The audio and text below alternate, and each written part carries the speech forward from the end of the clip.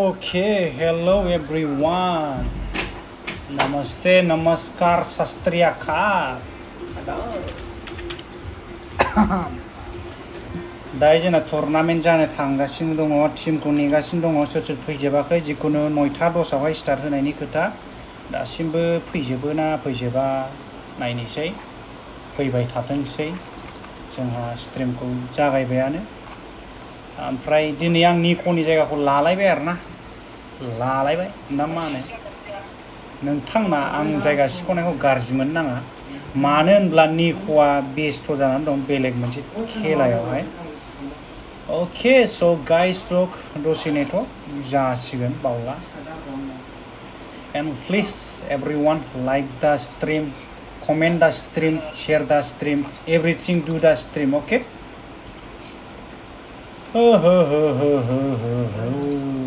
So, मोनसे team नेगासिनो दं, Team 22, Team BODO retire. बिथांमोना फैबानो बिथांमोना हाबजोबबानो लागायनोसै आरोना खुनु खोथा गैला ओइ ओमफ्राय सासे जोर गेलेगोन बल्डार नोंसिनिया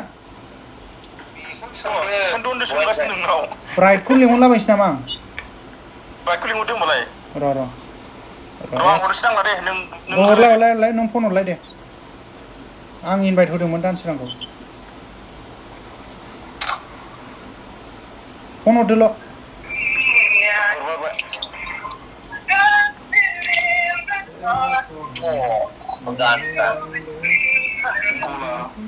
Okay, मोनसे टीम नेगासिनो दं दा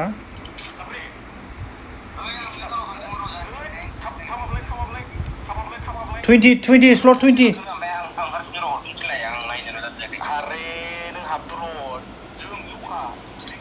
slot 20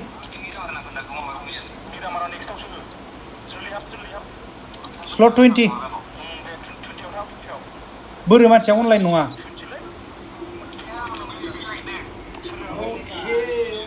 अनलाइन नङा मानसिया अनलाइन नङा हा ए बिसिनि टीम दंखायोथ' हनै औ ओमफ्राय सोर दंबावो होमबा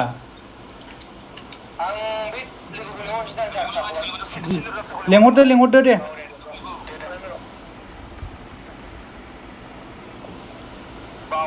Okay,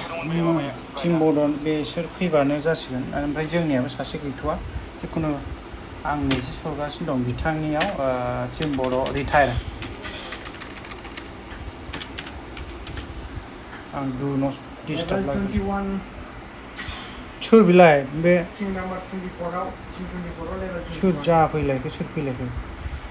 जाम्बा फैयो किक खालामबाय दं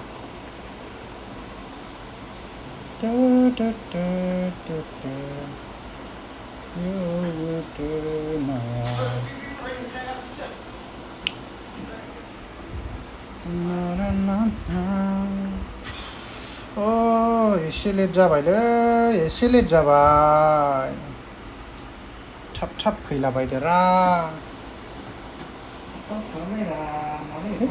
स्टार्ट होनोसै नामाथाय साथामबाबो जायो दा लेट जाबायलै टाइमा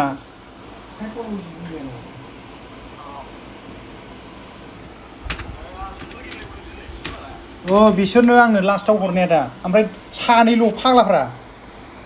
साथाम फैबाय दे सासे दासो कल खालामलायगासिनो दं अके डियार फ्रेन्ड्स गाज्रि मोननो नाङा एसे डिले जासिगोन खेलाया जेबो नङा जिखुनु शेयार खालामदो कमेन्ट्स खालामदो लाइक खालामदो दे गासिबो जेसेबां दं स्ट्रिमाव लागाव 21 जन नायदों 21टा लाइक नांगौ आंनो 21नि बारा नांगौ नैबे टीम 22 एन्ड टीम 20आव सासे नेगासिनो दं बिसोर सासे फैबानो लागायनोसै स्टार्ट होनोसै स' बयबो नेनानै था धीरज रखो ना क्या बोलता है दे लिंहरदो एनिभार्स लिंहरदोलै उथ्रिसार ना सोर दं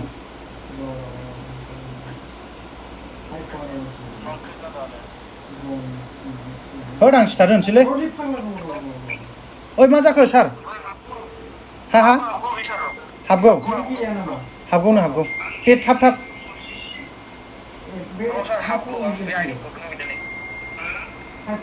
तो डेडी ब्लू 5 केडी 7 केडी बे डेडी ब्लूखौ चेक खालामलाय 7 केडी एकाउन्टआ गोदानसो ओमफ्राय 22 आव ना सेकेन्ड एकाउन्ट नामा बेलाय केडीआ बा हेडशट 16%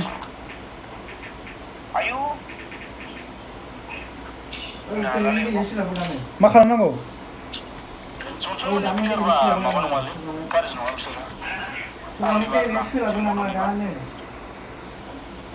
ओइ सार हाबनो थिनाखै दाबो लेट जाबायलै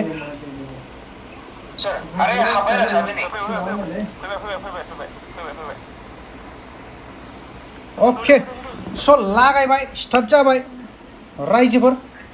गावस्लायनाय नायनोसै जोङो आं दा स्ट्रिम होबाय निक'नि जायगायाव बेखौ गाज्रि मोना जायगा सेनायखौ जिखुनु निक'आबो स्ट्रिम होगासिनो दं बेलेग खेला ओमफ्राय आं दा बेलेग खेला स्ट्रिम होदों माने बे जोंनिखा आरोना बड'लेण्ड BGMI राइजिं स्टार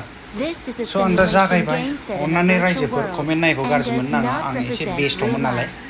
जेबो साननाङा आरोना दा नायनोसै हेलौ आदा एम्फौ हेलौ हेलौ नै आं साउन्डखौ मानो खोनायाखै why I am not hearing the sound oh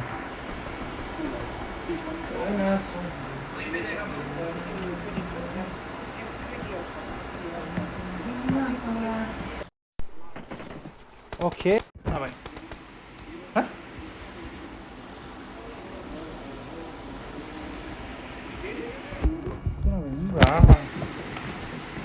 मा जालायखो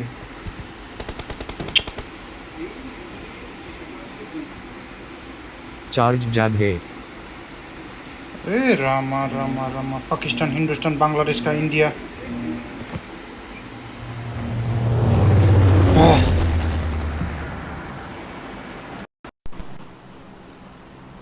ओके हे मा जादों एडाप्टरा एसे प्रब्लेम जाबाय अरे आदार इंडिया पाकिस्तान का अरे दांबानो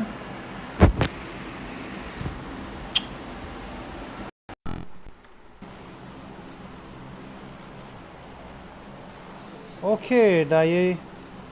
जाबाय साउन्डआ आंबो खोनाबाय एन्ड मोनसे टीमा बारजुमबायानो अलरेडि टीम नाम्बार 2 टीम हिल्स बिथांमोना लिपपका साइडजों थांगासिनो दङ ओमफ्राय नै नों ओइ ओइ ओइ बेयाव गेलेदो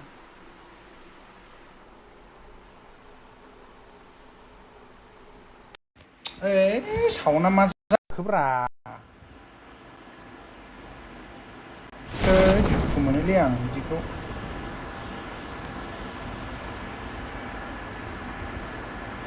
बारजुमजोब्बाय ओमफ्राय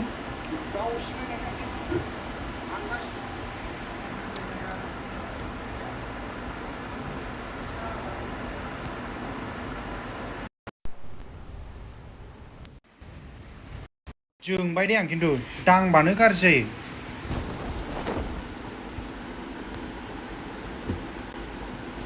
जोंबाय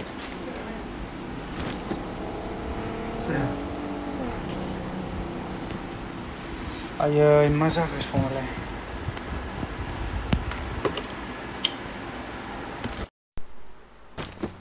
अके अके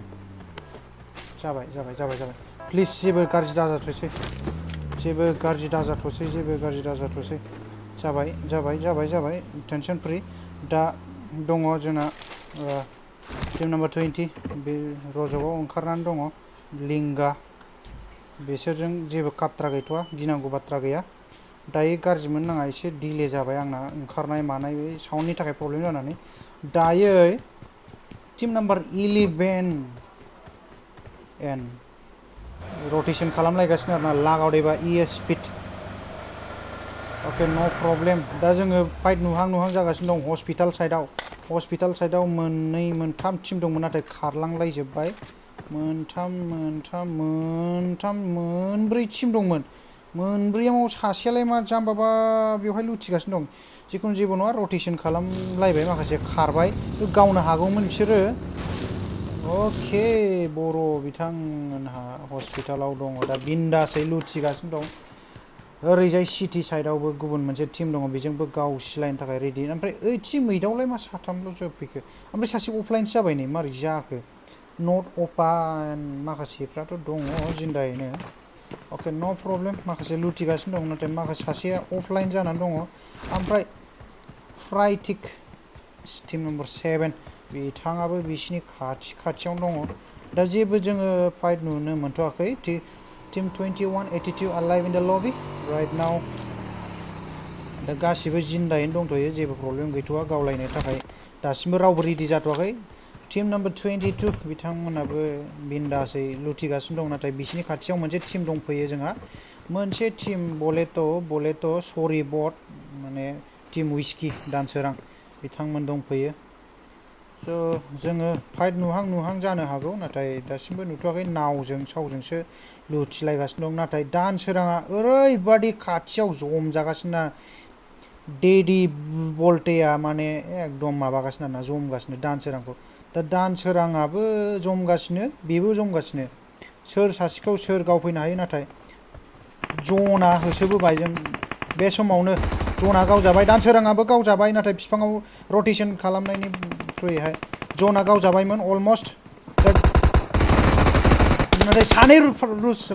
सोर जानो हायो सासे गावनो हाबाय बे समावहाय जनाबो बेरादल' बे समावहाय जनखौ गावनो हायोब्ला सानैबो एलिमिनेट जानांगौ नाथाय सासे नक खालामनो हानाय बे समावहाय जना बिराद पजिसन लानानै रिभाइभ होनो थाखाय माथा मारिबाय नाथाय सरि बर्डआबो खाथि फैहांबाय दानसोराङा मानो पुश खालामोमोनब्ला खेबसेनो अके ग्रेनेड हरनायाव सासेया अलरेडि जिलांबाय जना बासायबाय बे समावनो सरि बर्डआ जनखौ जासिलांजोब्बाय स' बिथांमोना सानै एलिमिनेट जालांबाय बे समावहाय बिथांमोननिया सानै दंबावो सानै हेल्पलेस आरो टीम बड' बिथांमोना सानैबो पुश खालामनो ट्राइ खालामबाय बे समावहाय सरि बट बिथांमोननि टीमा साब्रै दङ बिन्दा सोरां नार्जारि सरि बट दानसोरां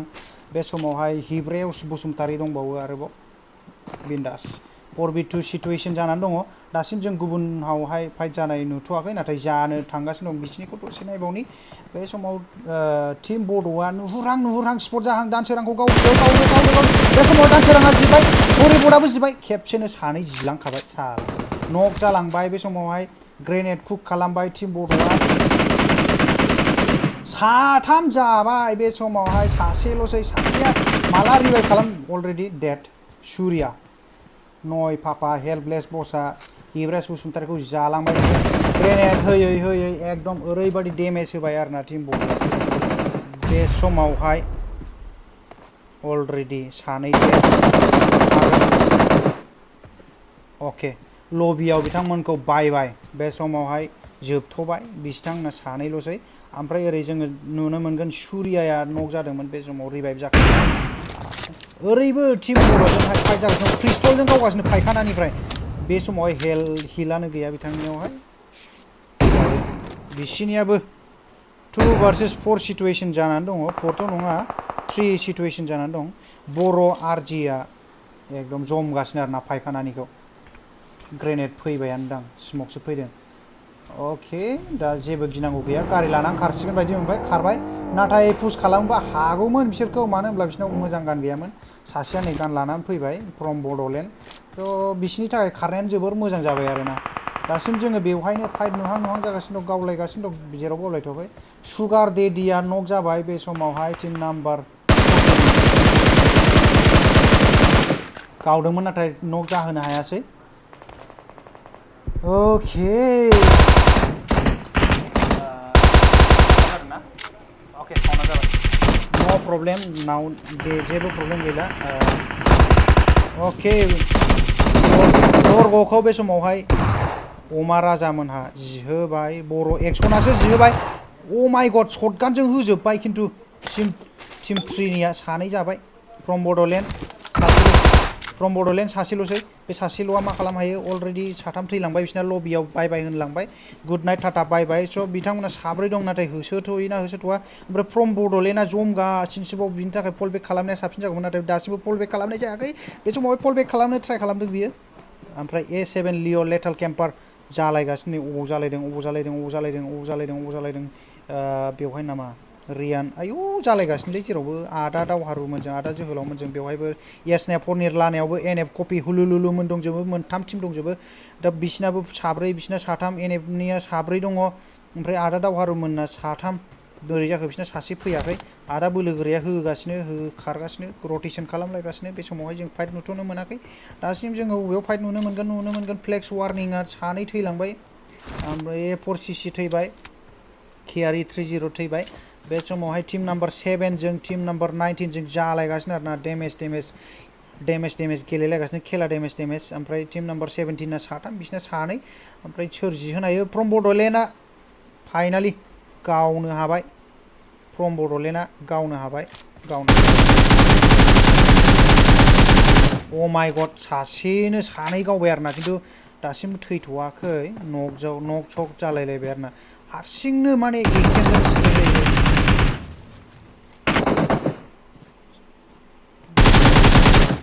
किलथ' खालामदों माबा रिभाइभथ' खालामदों थैलायलायथ'वाखै दा फ्रम बड'लेण्डआ गावगासिनो दङ अमा राजामोनखौ दा बिसिना साब्रै ओरैबायदि मोजां सिटुवेसन रटेसन ओरै सोर सारिगिवा अनलायनाय बेंबानो जेबो आरामसे गावनो हागोन आरोना नाथाय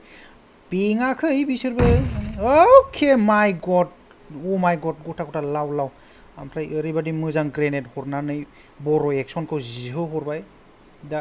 जिनायावथ' पुश खालामनो हानाय नङा मानो होनब्ला बिसोरनाव साब्रै ओरैबायदि जायगायाव दङना बिसोर जाम्बा रटेसन एसे ओरै गाहायजों रटेसन खालामदोब्रा स्मकफोर खालामनानै बुरबकबो थै आं मोननांगौ बिदियाव जेबो नङा जिखुनु जाखायो खेलायाव एसे फेनिं होननानै बागियानो दङ ओरैबायदि मोजां ओरै फ्लेंक खालामदो खिथुजों थांदो गावहैदो जेबो नङा फ्रम बड'लेण्डआ बिन्दास जमगासिनो दं उन्दुनानै साथाम ओमफ्राय फ्लेंक खालामनायाबो माबा अबेबा आउट अफ जनाव ओरै गिदिंलांबाय आरोना जेबो ओमफ्राय ग्रेनेड फैगासिनो दङ ग्रेनेडआ नाङोना नाङा नायनोसै गारियाव साथाम दङ मोनसे जायगायावनो मा होनो मोनसे जायगायाव थाजोबो जुदि ग्रेनेड होनानै होबाथाय गैला आरोना अके अ माय गड व्हाट दा थाफाथाफ 1v3 खालामसै फ्रम बड'लेण्डआ सेस बरबाद लाजिबाय आं बर' सेस बरबाद लुट गया में सेस अ माय गड बरिया गावबाय आरोना नाथाय बर' अजियाबो फैबाय बागि लानानै बेबो थैखासिगोन बायदि मोनबाय आं अके भेरि डेड बे समावहाय 1v4 खालामलांबाय फ्रम बड'लेण्डआ भेरि नाइस वेल प्लेड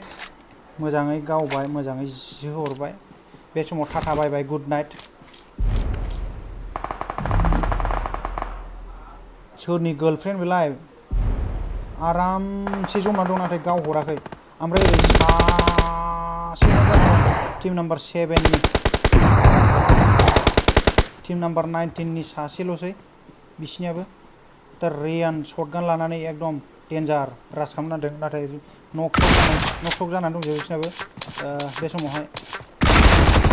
सेस बरबाद टाटा बाय गुड नाइट रियान मोना जिलांबाय बे समाव टीम नाम्बार 17 बासायो ना बासाया नायनोसै बासायसिगोन बायदि नाथाय मोनसे दंबावो ओइ गार्लफ्रेन्ड दंबावो गार्लफ्रेन्डआ हारसिं ओरैबायदि पुश खालामनो ट्राइ खालामदों मालायनि गारि खावनो नागिरदों नकजोबमोन आरोना बे समाव थाब सहैयोमोनबा जिहोजोबनो हागौमोन खिन्थु जिनाया गोब्राब जासिगोन मानो होनबा बे समावहाय सासे जिमारबाय बे समाव सासे जिमारबाय दा सासेखौ रिभाइभ होगासिनो दङ सासेखौ रिभाइभ होनायावहाय आरोबाव सासेखौ रिभाइभ होबावनांसिगोन बे समाव मा जायो नायसै गावनो हायो oh my god tata bye good night GodX जारौ हान्टार टाटा बाय गुड नाइट लबि बेक जाजोब्बाय दा टीम 1447 अलाइभ इन द लबि दा रज'खौ जों नायनो मोनगोन बिन्दास ओरैबायदि बिन्दास आरोना बिसोरना ओरैबायदि बिन्दास रावबो एनिमि गैया बे समावहाय लिंगा मोननि टीम लिंगा दं बड'लेण्ड दं सिनियर जात्सा एन्ड एनिभार्स आं गेलेयोमोन दिनै आं गेलेनाय जायाखै मानो होनब्ला निक'आ सोलाबा बेनि जायगायाव आङो स्ट्रिम होनाय जादों कमेन्टखौ नायनो हायाखै सरि बेनि थाखाय आं बारा रोङा नालाय बहा गावलायदों मादै बहा गावलायदों मादै होननाय जासिगोन ना आदा हाउ आर इउ लाइक होना होदो ना दे बयबो like share subscribe comment share खालामजोबदो वाट्सएपफ्राव बालफोर सरि दै बाल होनफ्रांदों जिखुनु गाज्रि मोननाङा आंबो शेयार खालामसै र' आंबो शेयार खालामखायाखैमोन माने मालायखौलाय मा होनो आंनो खालामाखैबा र' आङो शेयार खालामनि दा आङो टिम बड'नियाव दंथ'गासिनो दङ नै माथो जोंना आसोलफ्रा शेयार खालामना होदों माने ग्रुपाव शेयार खालामना होदोंना आं खालामाखैमोन ओमफ्राय आसोलफ्रा शेयार खालामना होबाय आंना शेयार खालामलायनाङालै लाइकल' होलै आसोलफोर नोंसोर लाइक होनायानो आंनि माबा बरिया आरोना जिखुनु जोबोर साबायखर नोंथांमोना शेयार खालामदों बे खालामग्राफोरनिसिम आरोना जिखुनु र' आंबो एसे शेयार खालामसैब्रा फेसबुकफ्राव नोंसोरल' शेयार खालामबा जायाना आंबो खालामनांगोन ना क्या बोलते पाब्लिक होननाय जासिगोन हो डिस्क' दिबाने जेबो नङा आं शेयार खालामलायला आंना मबाइल गंसेयाव फेसबुक जेबो गैया दा जों फाइट बबेयाव नुनो मोनगोन आउट अफ जननिफ्राय ओरैबायदि खाथि फैजोबबाय वाइट सार्कोलखौ होसोगासिनो दं बयबो नाथाय दासिमबो रज'गाव फाइट जाहैदों औ लिंगिया सोरखौबा गारि गावहरगासिनो टिम बड'नि ओरैबायदि एडभान्टेज बिसिना सानैल' ओमफ्राय बिसिना साब्रै दं आरोना जुदि पुश खालामोबा ओरैबायदि एडभान्टेज बिसिनिया लिंगाखौ नुहुरबाय स्पट जाबाय टिम बड'नि गावहरगासिनो दङ बे समावहाय एनिभार्स मोनहा भेरि क्लस माने बड' गब्लिन मोनहा भेरि क्लस पुश खालामनो ट्राइ खालामदों सिनियर जादसा लोगोसे हेल्पलेस दङ बड' गब्लिना ओरैबायदि फ्लेंक खालामदों साइडजों थांगासिनो आरोना हारसिङै दा नायनोसै गावसो गावजायो ना गावनो हायो नाथाय फासयनायनि प्लेनिंखौ लादों हेल्पलेस दावखोबायसो एनिभार्सआबो दावखोनो ट्राइ खालामदों बे समाव बड' गब्लिना हारसिं दावखोनो ट्राइ खालामदों ओरैजाय हेल्पलेस मोनहा नेगासिनो दं आरोना सोरखौ नायहरदों सिनियर जादसा लिंगा अके बे समावहाय खारबाय सानदोंआनो नाथाय बड' गब्लिनादि ओरैबादि उन्दु माने आंखौ रावबो नुवाखै होननाय बायदि दावखोगासिनो आरोना सिरि बे समाव हेल्पलेसआ कन्टेनाराव दङ ओमफ्राय सासे बिल्डिं गोजौ दंखायो आरोना जमनानै सोरबा फैबानो जिहोगोन होननाय बायदि ना लिंगाखौ स्पटआनो जाबाय नाथाय न'आव दंफैयो आरोना सिनियर जाथिया ओरैबायदि गोजानाव दं एनिभार्सआबो जमखाबाय दा नायनि बिथांमोननियाव फाइटआ माबायदि जायो 2 vs 4 सिटुएसन बे समाव गावस्रालायनानै दंजोबो सिनियर जाथिया ओरैबायदि गोजानाव दङ ना नुहुरदोंना नुहुराखै नेमखौथ' आदसा बागि लाबाय बे समावहाय बागिजों पुश खालामनो बोलो होदों ओमफ्राय गावजाहरो ना गावजाहरा गावनि खाफालसै दा लिंगाया बिराद बारला बारलि खालामनो नागिरगासिनो दं नाथाय गावजाहरसिगोन बायदि मोनबाय नाथाय डेमेजथ' मोनदोंमोन अके अ माय गड भेरि डेन्जार शट होनानै सासे नक खालामनो हाबाय लिंगिया बे समाव बिसिनि टिमावहाय सासेल'सै ओरैबायदि एडभान्टेज आरोना जुदि पुश खालामोबा अलरेडि बड' गब्लिना डिबिएस लानानै पाट्टासे हेडशट पाट्टासे 2 शट नाथाय सासे दैथिंसो खारखाबाय बिल्डिंआव ओहै ग्रेनेड होजाबाय बल्डारा बे समाव बल्डारा डेड अके भेरि नाइस टिम बड'आ जिलांबाय बे समावहाय टिम बड'आ जिलांबाय नाथाय बड' गब्लिना जाम्बाबा जिलांबाय आरोना जेबो नंला बिसोरना साथाम बासैबाय नाथाय बिसोरना सासे जालांथारबाय बे समाव जों नायनो मोनगोन फ्रम बड'लेण्ड दहाय जे 1v4 खालामदों 1v4 खालामनाय मानसि दा बे सोरखौबा पुश खालामना होदों बिथाङा गार्लफ्रेन्डनोलै जिजासै बे समावहाय खारलांबाय बागि लानानै बिनिया 1v1 सिटुएसनमोन नाथाय जायासै आरोना नाथाय जमहैबायानो आसोलाबो टेनसन गैया जमगोनानो होननायखा गिखाया आरोना 1v4 खालामग्रा मानसिब्रा दा जोङो फाइटखौ बबेयाव नुनो मोनगोन बोरो माथो जेरावबो पुश खालामबोबाय खिन्थु जिसिगोन बायदि मोनखाबाय गावसो गावजासिगोन बायदि मोनबाय आरामसे खारलांबाय आरोना बागिजोंबा नाथाय गावजासिगोनबा बेयो मावसे नै होबाय मारै होबाय आरोना अन्थाइजों सिन्थाइ गावहरलायलांबायसो र'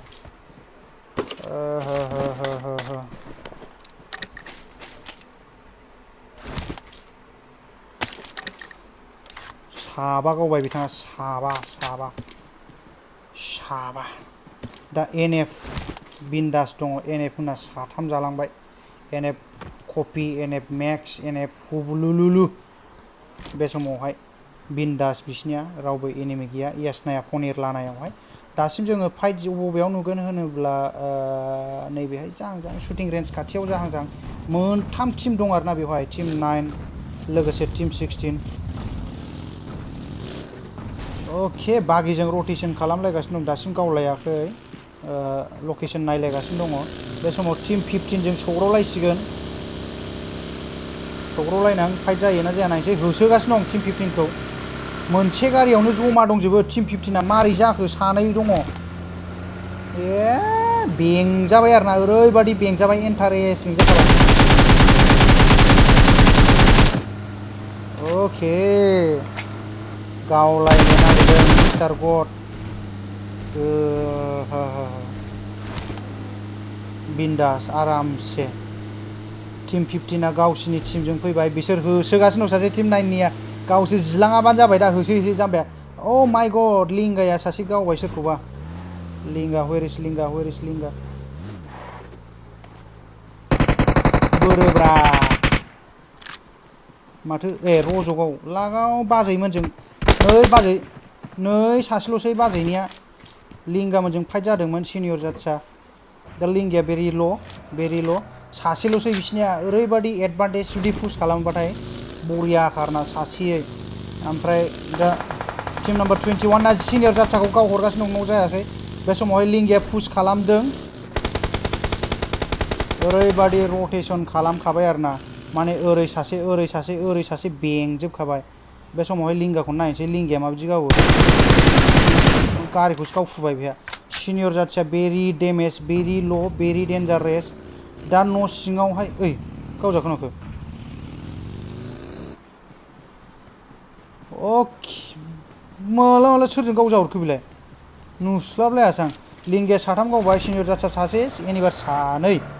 बे समावहाय रजगाव बिन्दास आरोना ओमफ्राय बिसोरो जननि थाखाय होसोसिगोन दा जोङो बबेयाव फाइट नुनो मोनगोन दासिमबो जेबो फाइट जाथ'वाखै टीम 17 जों टीम नम्बर 10 बर'बिर दा ओरैबादि खना मोजां जायगायाव दङ टीम बर'आ बिन्दास आरोना साब्रै गावनानै दंखायो बिथांमोना पइन्ट मोजां लानानै दंखायो मोजां गेलेदों बरियाके आरामसे खना लानानै गेलेदों दा टीम नम्बर 17 आ मोनसे न' कम्पाउन्ड लाना दंफैयो बिथांमोनाबो बरिया गेलेदों ओके दा DI माफिया टीम नम्बर 10 बिथांमोना साब्रैबो भेरि गुड कन्डिशनाव दंथ'यो जेबो फाइट जाथ'वाखै दा बिसिनि खाथियावबो जेबो गैथ'वा जोङो दा बबेयाव फाइट नुनो मोनगोन होनोब्ला एगेन जोंहा नैबेहाय माबेलाय team number 9 versus team number 15 जानानै दंथ'यो लामायाव जमगासिनो दं माखासे ओमफ्राय सिङावहाय गारि दोनथेसिगोन बायदि मोनबाय गारि दोनथेला जोब्बाय सेस बरबाद लुट गाया होननाय जासिगोन गावथेजोब्बाय ओंखारनो हाखाला आरोना ओरैबादि कमेडि जाखाबाय ओमफ्राय जना बेवहाय जाना होबाथाय बेवहायनो देरहाखाबाय आरोना जाम्बा जाबाय टीम नम्बर 15 आ सेस सिङाव गारि गावथे जाजोब्बाय जाम्बालै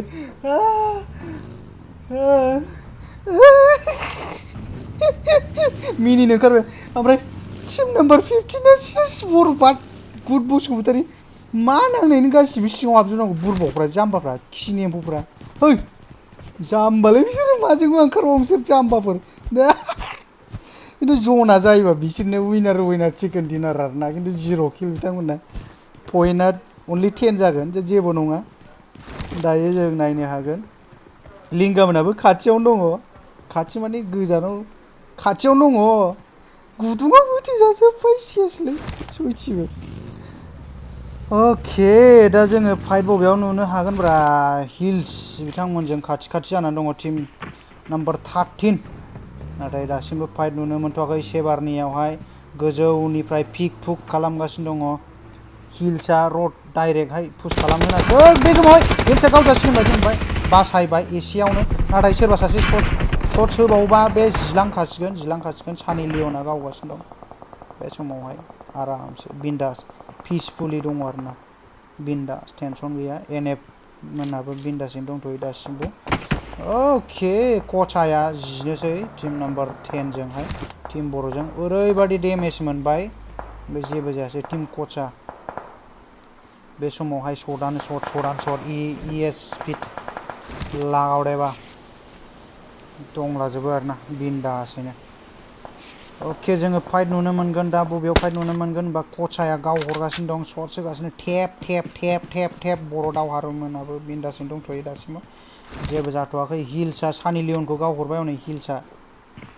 हिल्सआ सानि लियनखौ फिनिश खालामबाय खेबसेनो ओमफ्राय टीम नम्बर 16 नि सासेल' जिएच सुमित बिथाङा बिन्दास के टीम नम्बर 9 खौ पुश खालामनो नागिरगासिनो दं नाथाय गावसो गावजायो ना मा जायो सोरनि खाफालाव सोर मा लिरनाय दं नायनोसै बे समावहाय टीम नम्बर 9 निया फायखानायाव ओरैबादि मोजां नेना दं बे समाव लिंगा मोनाबो पुश खालामनो ट्राइ खालामदों ओके सिनियर जादसा लोगोसे एनिभार साथाम जिन्दा दङ एलाइभ मेंलाय लायो माथो माने आं दिनै शुटिंआव दंमोन नालाय ओंखायनो बिराद मेंदों आरोना फ्रम बड'लेण्डआबो हारसिङै बिन्दा शुटिं रेन्जआव दंफैयो आरोना बेनि गोजौआवनो दं लिंगामोना गावजा हरनो हागौ बियो स्पट खालामनो ट्राइ खालामदों अथिंबा नाथाय जेबो गाव हरथ'वाखै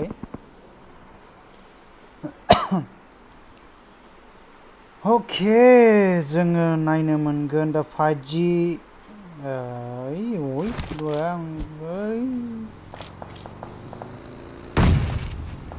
थैबाय नामा फ्रम बड'लेण्डआ बिन्दासै थैलांबाय सिनियर जादसा फायखानायाव दङ एनिभार्स ओके एन्ड दा टीम 9था टीम आरो 32 जन दंबावो आरोना ओरैबादि मानसि दंबावो फ्रम बड'लेण्डआ जमगासिनो उन्दुनानै ओरैबादि हाग्रायाव उन्दुदों माने रावबो नुखाया लेवार बाजाबाबो नायदसै आरोना बे समावहाय एनएफ कपिया लिंगाखौ गाव एनिभार्सआ बे समावहाय डाउन जालांबाय एनएफ कपिया सिनियर जादसाखौबो नुहुरबाय बे समाव एनएफ कपिया भेरि ल' दा एनिभार्सखौ नक जानानै दङ एनिभार्सआथ' नक जानानै दं एनिभार्सखौ पुश खालामनो नागिरदों एनएफ मेक्सआ खाथियाव फैबाय बे समाव लिंगायाबो भेरि डेमेज सिनियर जादसा भेरि डेमेज ओमफ्राय फ्रम बड'लेण्डजों एनएफ हुलुलुलुआ गाव जाहरसिगोन बायदि मोनबाय आङो दासिमबो गाव हरथ'वाखै मानो होनब्ला बेनि खाथियाव बेलेग एनिमिबो दङ बेनि थाखायनो एनएफ चेस ग्रेनेड हरजोब्बाय आरोना ग्रेनेड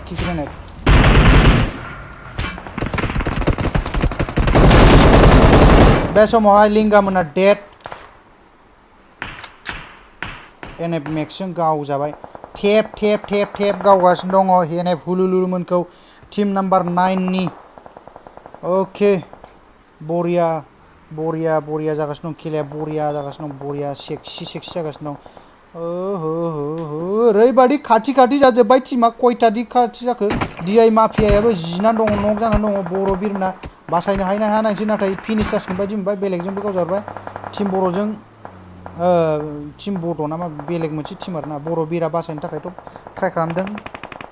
नाथाय गावसोरसो जिलांजोबसिगोन बायदि मोनबायला आं बोरैबा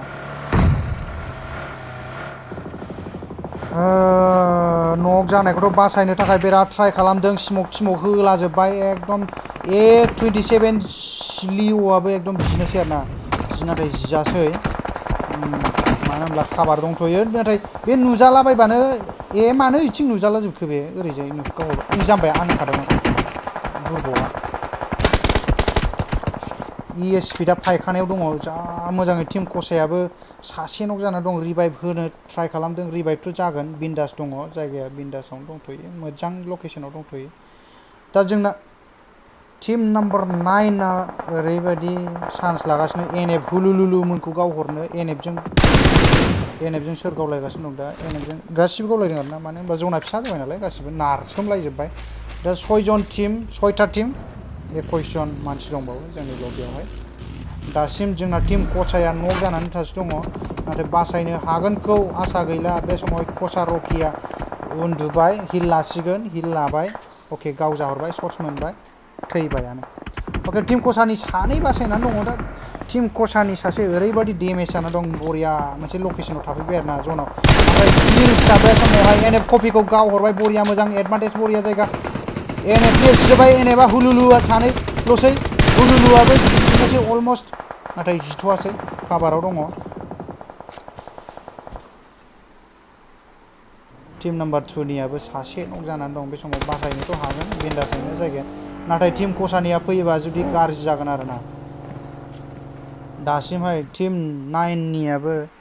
टीम कोचाखौ गावनो मोजां जासिगोन साब्रै दं बिसिनाबो बिन्दासनो ओरै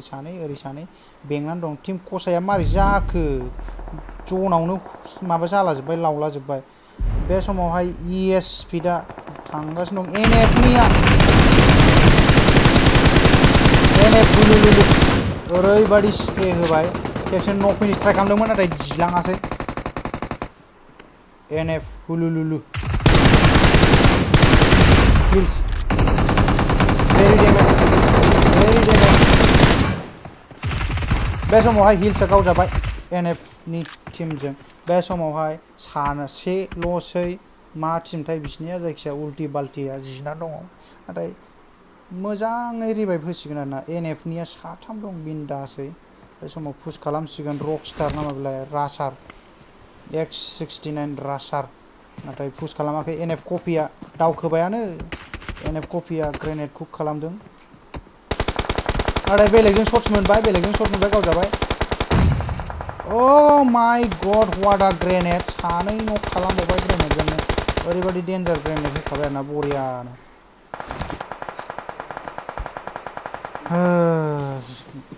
माबाथ' ट्राइ खालामदों बरियाके स्प्रे होलाजोब्बाय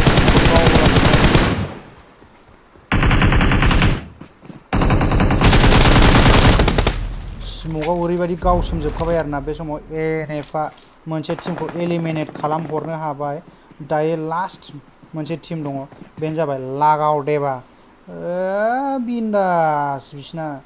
साब्रै साबा सयजन किल खालामनानै दङ बे समाव NF हुलुलुलुआबो पुश खालामनो थाखाय बोलो होखाबाय स्मकआव हाबनानै एसे बासायसिगोन एसे खना लाबाय आरोना खना लालायलायबाय NF भार्सेस लागाव देबा टीम लागाव स' नायनोसै सोर चिकेन मोनजालाङो सोरनि खाफालाव बेदर लिरनाय दं NF हुलुलुलुआथ' नुहुरबायानो दा गासिबो नुहुरबायानो सोर अबाव दं नाथाय बेंजाजोबखाबाय आरोना दा नायनि कपिया साबा गावनानै दङ NF कपि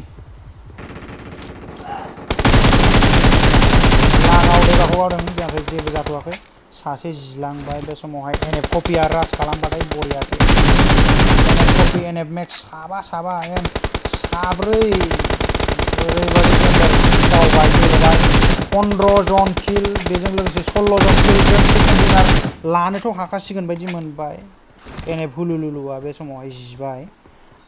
एसे एडभान्टेजआ बासायनानै दं आरोना बे समावहाय नायनोसै सोर गावनो हायो सोर देरहायो बयबोथ' मोजां गेलेगासिनो दं बरियाके गेलेगासिनो दं लागाव देबाया मा खालामहायो नायनोसै लागावजोबनो हायो ना हाया नायनोसै बे समावहाय रकस्टारखौ पुश खालामनो ट्राइ खालामदों गोजौआव फैबाय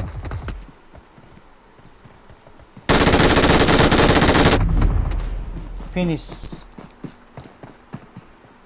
रासारा बे समावहाय जिहोहरनो हाबाय स' चिकेन डिनारा जाबाय जोंना NF नि बिथांमोनना पइन्टआबो जि बुरजा जानानै दङ स' नोंथांमोना सेकेन्ड मेट्चनि थाखाय रेडि थाखालायदो सेकेन्ड मेट्चआ जागोन जोंना मिरामारावहाय बेयाव आं बे समावनो आं कमेन्ट्स नायनोसै आरोना कमेन्ट्स नायनानै फरायनानै आङो नोंथांमोननो रिप्लाय होनोसै दहायथ' कमेन्ट्सखौ नायनाय जायासै आं मानो होनब्ला आं स्पेक्टेट खालामनो बारा रोङा नालाय दायो आङो कमेन्ट्स नायनोसै ओमफ्राय दा गेमा मोनसे जोब्बाय बे जोंना टुर्नामेन्टआ मोनसे जोब्बाय बे समाव आङो मोनसे गुबुन मोनसे बानायबावनोसै आरोना बानायनायावनो नोंथांमोना लाइकथ' बरिया होखादों बरिया थेंक इउ स' माच लाइक होनायनि थाखाय लोगोसे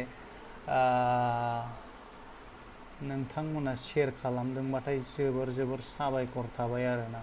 दा आङो मोनसे रुमखौ क्रिएट खालामबावखानोसैलाय नोंथांमोना नायगोन नालाय ओंखायनो आङो बि राइट बेकआव होनानै दोनथ'नोसै आरोना स्ट्रिमखौ मानो होनब्ला जाहाथे नोंथांमोना बे रुमाव हाबफैलाबाया मानो होनब्ला बे फैसानिसो नालाय स' बेनि थाखायनो आङो बि राइट बेक होनानै होथ'नोसै आरोना अके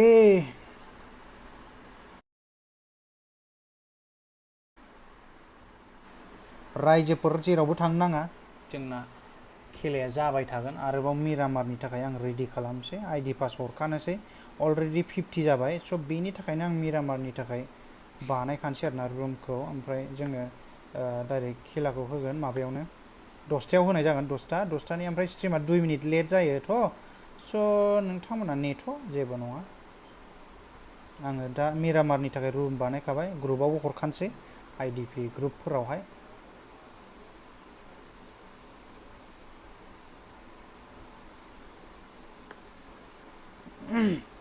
गाज्रि मोननाङा दै आं रोङा एकदम कास्टिं खालामनो रोङा जिखुनु जेबो नङा माने आं एसिस्ट खालामनाय जाबाय आरोना निक'आ मानो होनब्ला बिजि नालाय आङो आइडि पासवर्डफोरखौ हरग्रोजोबखांनानै नोंथांमोनजों आं सावरायगोनहाय टेनसन लानाङा आं कमेन्ट्सखौ नायनानै रिप्लाय होगासिनो दङ र' 2 मिनिट आङो आयु मानो 100 थाखा हरखो बेलाय अके न' प्रब्लेम आङो दायो आइडि पासवर्डखौ हरनोसै साबन में औरनी बनके मैं तो चमचमना आइडि पास 73351 माबा दोनसै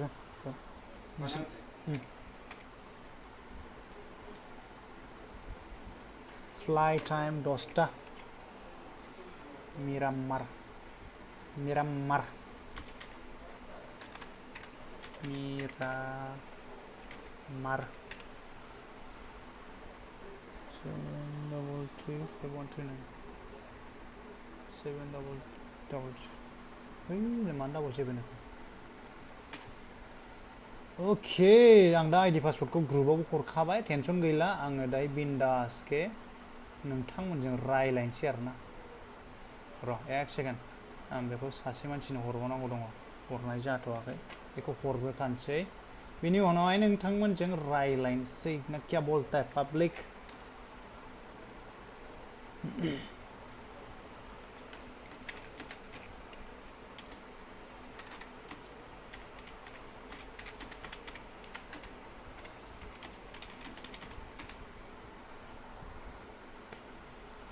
सावन में अके आइडि पासवर्डथ' हरबाय दा आं कमेन्ट्स नायनोसै नोंथांमोननि दे लागावदो कमेन्ट आं फार्स्टनिफ्राय फरायफिनसै दाना बोला OMPO दंना गैलाथाय स्ट्रिमाव जिखुनु फरायनोसै आं हेलौ आदा हाय दैदेन हाय एम्फौ मा ओंख्रिया माबासोलै बे दाउ बेदर ओमफ्राय फानि भाइराल आंखौ लिंहरदो आदा आंखौ माने बेवहाय रेजिस्टार पार्सन नङाबा रावबो एन्ट्रि गैया आरोना स' नोंथांमोनाबो जुदि गेलेनोब्ला नोंथांमोना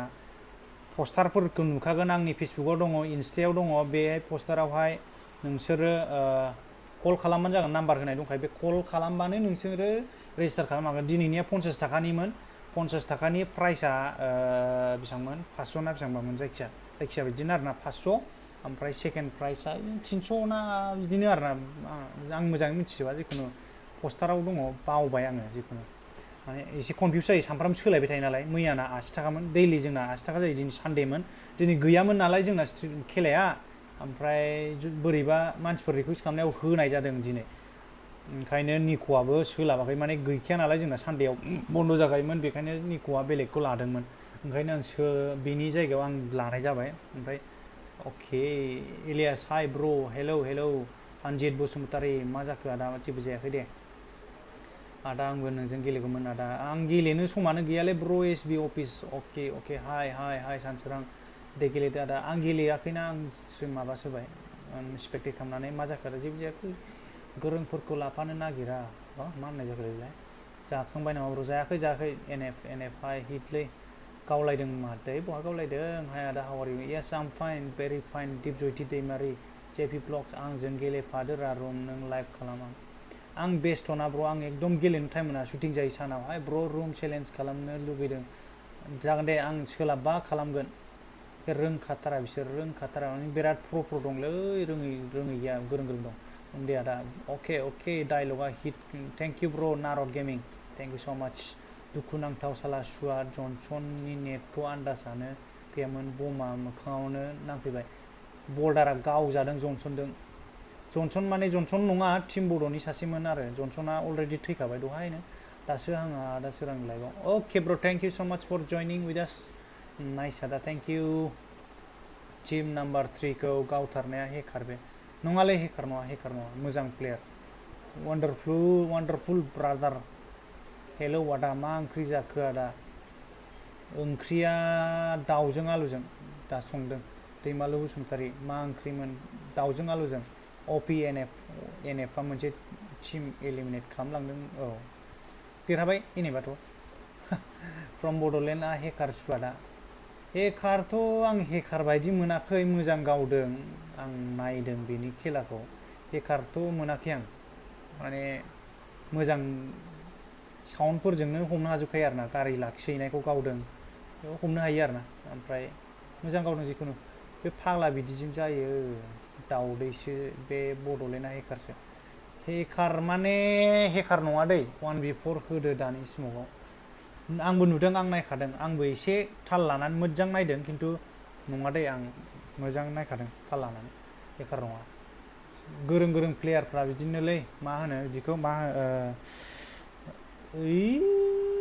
माने प्रेडिक्सन खालामनो हायो आरोना बे बावहाय थाहैगोन आं बेखौ गावगोन बेवहाय बिदि खालामनो हायो माने एक्सपिरियेन्स थानांगौलै एक्सपिरियेन्स दङबा हायो आरोना बिदिखौ ओमफ्राय बेवहायनो हेकार होनजानाय माजानाय जायो थ' जेबो नङा मोजां प्लेयार मोनथिखायो खोमदोन नार्जारि लागाव अपि र' आं आइफन लाग्रोनि आंबो गेलेगोन बर' सेंग्रा ओइ आइफन नांलायालै जायो मोजां जायखिया स्किलल' थानांगौ स्किल दाम खमनिजोंनो डिनार जायो जों हिट नोंसोरो हिट डेन्जार बिग एनएफ किं आंहासो हाबनो हायासै मानो हायासै लक्ष्मन मा जाखो नोंहालाय नायनाय नामा आदा आब' मनालिसाया मिथियालै आं नायदोंना नायाखै मालाय शुटिंआवसो दङ आदा आंबो टुर्नामेन्टआव जइन जागौमोन नाथाय बोरै आयै मानो मिथिया नोंसोर दाबो रेजिस्टार खालामनांगौ पस्टार दंखायोना आंनि फेसबुकआव थांलाय नोंसोरो नङाबा इन्सटाग्रामाव थां मेल्ला पस्टार दङ सप्ता खनथाम जालायलांबाय सप्ता खनथाम खनब्रैनिफ्रायनो पस्टार होबोगासिनो दं आपल'ड होगासिनो बे पस्टाराव मोनथाम मोनब्रै नाम्बार होनाय दं बे नाम्बारावल' कल खालाम आइडि पास बोरै मोनो ओइ फाग्ला आइडि पासखौ मोनलाबायाना रेजिस्टार खालामाबा दे थाब आंखौबो सोरबा टिमाव लाफादोब्रा मालाय गावबागाव टिम लानानै फैखायो मोरै नोंहाबो टिम बानायनानै फैब्रा जाम्बालाय मासुम जाय नै जाय टुर्नामेन्टआव गेलेनो नै बेखौहाय आं पिन खालामनि पिनखौ मोरै खालामाथ' जाया औ सरि आं बेलेग मोनसे चेनेलजोंसो नायदों स' जेबो नङा आं आंनि माबाया चेनेलाव थांनि र'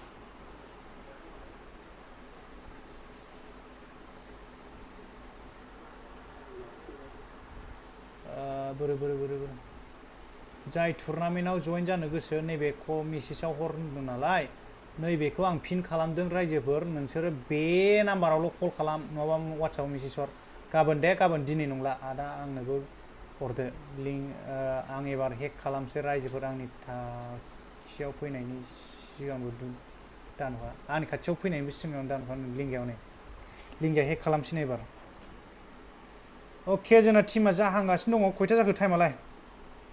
नेनायाव गैया दिनै 10टायाव स्टार्ट होगोन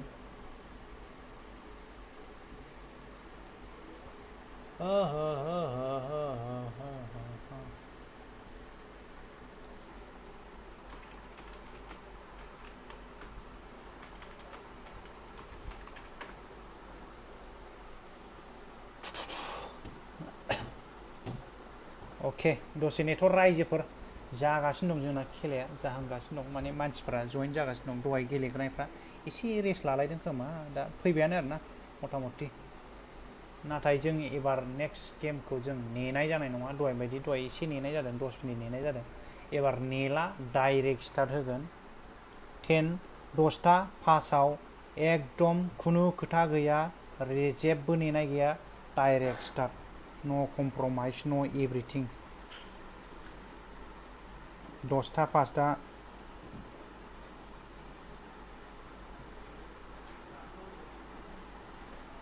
starting at बारा गोबाव आरो र' last 2 minutes to go last 2 minutes to go last 2 minutes to go from Bodoland नै आयु मोजां प्लेयारलै बे सारा एथ' 4KD नि प्लेयार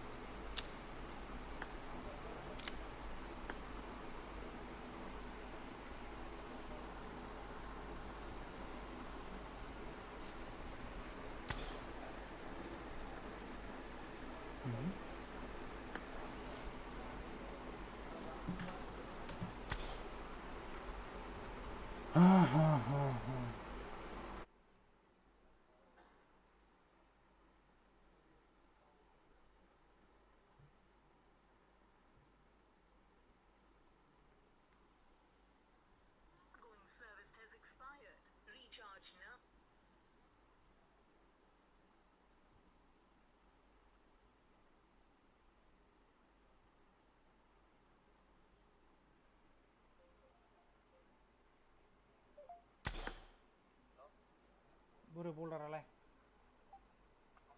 ओइ ओइ ओइ बल्डार ओइ फ्रम बड'लेण्डखौ आं डाउट जाबायलै फ्रम बड'लेण्ड ओमफ्राय 43 ल' लेभेला फ्रम बड'लेण्डआ हारसिं 1v4 खालामदों बाल स्मकआव गावलाबायदों जानला मोनला आरो गारि थांनानै डाइरेक्ट गावहैलाबायदों मोनसे सासे मानसिखौ हा फ्रम बड'लेण्डआव पिअबि आरो पिअबि जुदि गैयाबा नेक्स्टआव एबार गेलेहोला दानिखौ आं डाउट जाबाय बयबो होनहरलाबायदों बाल हारसिं 1v स्क्वाड खालामदों बाला बर'नि मोनसे टिममोन खोमालै एनएफ देरहादों एनएफ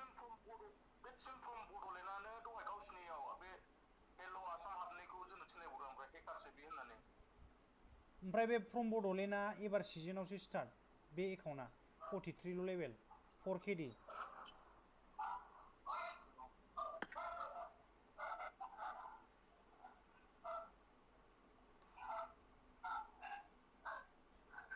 पिअबि लानांगोनलै बे एबार 4KD ओमफ्राय थांनायावबो 0सो हेडशट रेशिअ 19 ESP लागायनाय बायदि मोनदों आं मानसिखौ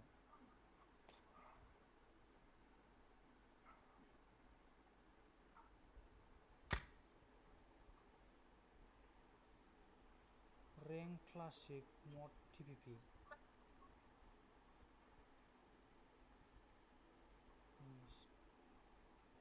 सातजन साथाम सासे सानै रैंक क्लासिक मड टिपिपि व्हाट द फाक 17 जन गावदों मोनसे मेट्सआव लिबिकआव रैंक क्लासिक मड 6 जन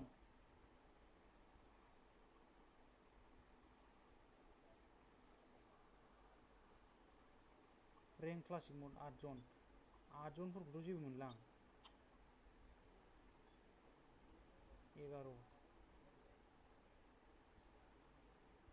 17 जन गावनायखौ आं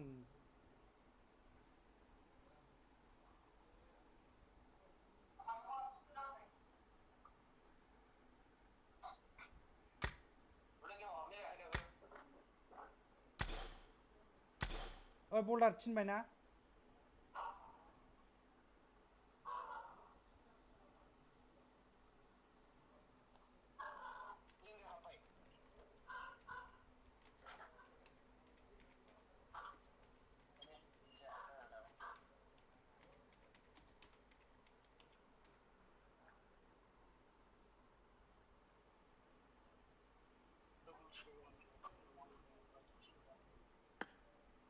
ओइ लिंगा हाबद'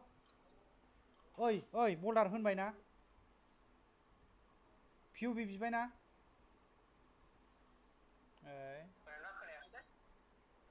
मा ओंखारलांखो बेलाय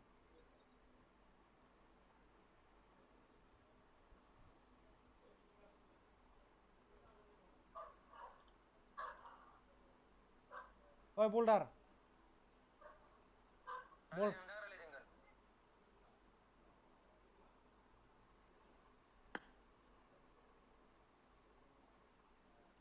लेथालनिया मानो फैयासै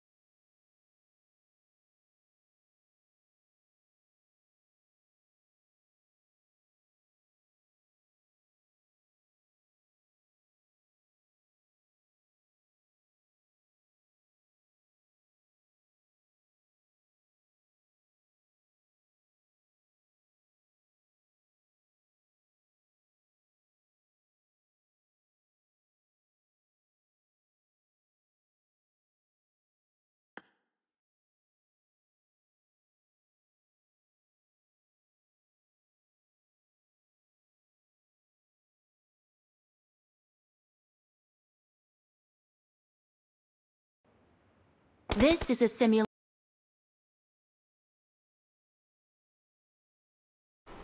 Default.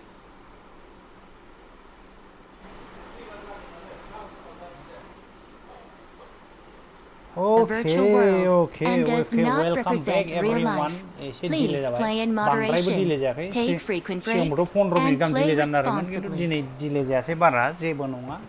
स' नोंथांमोना नायबाय थादों जोबोर साबायखर नोंथांमोननिसिम नायबाय थानायनि थाखाय स्टार्टबो जाबाय जोंना नाथाय 2 मिनिट delay नालाय लाइभआवहाय एसे लेट जायो आरोना स' दायो जोङो दावखोगासिनो दङ दावखोनो फ्रम बड'लेण्डखौ एसे डाउट जादोंमोन नालाय दा फ्रम बड'लेण्डखौ एबार नायनोसै जोङो ओमफ्राय फ्रम बड'लेण्डआ माबा लानांगोन आरोना पिअबि जोंनो हरनांगोन एसे डाउट जादोंमोन नालाय ओमफ्राय जोङो दा दिनै मिरामाराव दंफैयो मिरामार एकदम बालाबारियाव गावलायनोसै आरोना स' today right now we are in Abu Dhabi here, guys. Look, welcome to Abu Dhabi. Mashallah, Habibullah,